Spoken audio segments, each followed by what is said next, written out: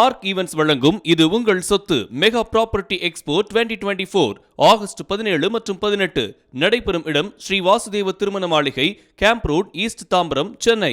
EOS-8 செயற்கைக்கோளுடன் SSLV-D3 ராக்கெட் வெற்றிகரமாக விண்ணில் பாய்ந்தது. இது குறித்த கூடுதல் தகவலை வழங்குவதற்காக நமது செய்தியாளர் நௌஷாத் இணைப்பில் உள்ளார். நௌஷாத், வணக்கம். இது குறித்த கூடுதல் விவரங்களை பதிவு செய்யலாம். வணக்கம் ஸ்னேகா. ஆந்திர மாநிலம் ஸ்ரீஹரிகோட்டாவில் உள்ள சதீஷ் தவான் ராக்கெட் ஏவுதளத்திலிருந்து SSLV-T3 அதாவது ராக்கெட் இன்று அதிகாலை காலையில் 9:17 மணிக்கு விண்ணில் ஏவப்பட்டது.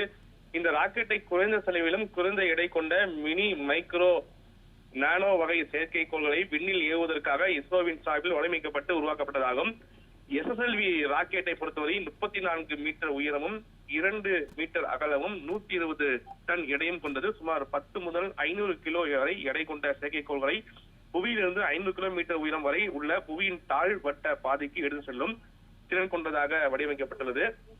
அதன்படி இன்று EOS-08 என்கிற 175.5 கிலோ எடை கொண்ட செயற்கைக்கோள் மற்றும் SRA-0 டெமோசாட் என பெயரிடப்பட்டுள்ள ஸ்பேஸ் கிட்ஸ் இந்தியா என்கிற தனியார் நிறுவனத்தின் ஒரு செயற்கைக்கோள்களையும் 425 கிலோமீட்டர் உயரத்தில் உள்ள புவியின் தாழ்வட்ட சுற்றுப்பாதை நிலைநிறுத்த உள்ளது.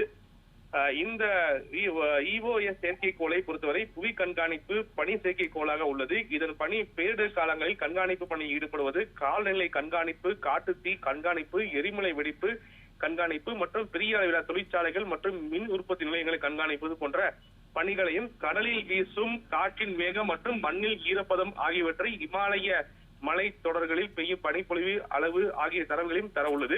மேலும் மிகவும் முக்கிய பணியாக இஸ்ரோவின் கனவு திட்டமான இந்திய விண்வெளிக்கு அனுப்பும் ககன்யான் திட்டத்தில் விண்வெளிக்கு சென்று அங்கு 3 நாட்கள் விண்வெளியில் தங்கி இருக்கும் போது அவர்கள் கண்காணிக்கும் பணியையும் இந்த செயற்கைக்கோள் தான் செய்ய உள்ளது என்பது குறிப்பிடத்தக்கது. அதன் காரணமாக இந்த செயற்கைக்கோள் தயாரிப்பதில் இதுவரை EOS வகை செயற்கைக்கோள்களிலேயே பயன்படுத்தப்படாத மிகவும் துல்லியமான மற்றும் அதிநவீன கருவிகள் இந்த செயற்கைக்கோளில் பயன்படுத்த உள்ளதாக இஸ்ரோ தரப்பில் தெரிவிக்கப்பட்டுள்ளது.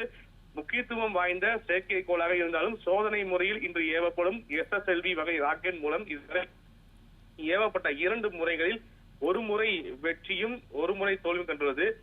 SSLV ராக்கெட் ஏவது சிக்கலானதாக இருந்தாலும் இது இஸ்ரோ விஞ்ஞானிகளின் திறமை மீது வைத்துள்ள நம்பிக்கைக்கு ஒரு சான்றாக பார்க்க முடிகிறது. அதன் அடிப்படையில் ஆராய்ச்சி நிலையத்திலிருந்து இன்று காலை 9:17 மணிக்கு SSLV-T3 ராக்கெட் விண்ணில் செலுத்தப்பட்டது என்பது மிக முக்கிய செய்தியாக இருக்கிறது. நேகா, விவரங்களுக்கு நன்றி நௌஷாத்.